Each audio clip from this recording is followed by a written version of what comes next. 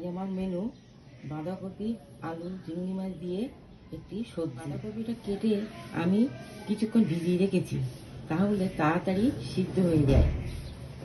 এবার আমি জল থেকে কপিটা তুলে নিচ্ছি। এবার দেখুন, জল থেকে কপিটা তুলে নিয়েছি। একটা আলু কেটে নিয়েছি, একটা পেঁয়াজ কেটে নিয়েছি, একটা টমেটো কেটে নিয়েছি। এবার দেখুন তেল গরম হয়ে গেছে। এবার আমি একটা তেজপাতা, 3টে লঙ্কা,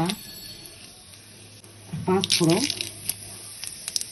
এবার আমি পেঁয়াজ কুচি, পেঁয়াজ ভাজা হয়ে এসেছে। এবার বাঁধাকপিটা আমি এর মধ্যে দিয়ে দেবো। কেটে রাখা আলু টমেটো এর মধ্যে দিয়ে দিলাম। লবণ, হলুদ গুঁড়ো, এবার আমি ধনে গুঁড়ো, জিরে গুঁড়ো। এবার চিংড়ি মাছ আমি ভেজে রেখেছিলাম, এবার চিংড়ি মাছটা আমি এর মধ্যে দিয়ে দিচ্ছি। এবার আমি 1 বাটি জল দিয়ে দিচ্ছি। এবার আমি 10 মিনিটের জন্য ঢাকনা দিয়ে ঢেকে দিলাম।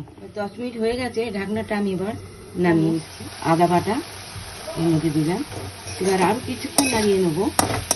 এবার আমি এর মধ্যে একটু দই দিলাম, টক দই ভালো করে মিশিয়ে নেব।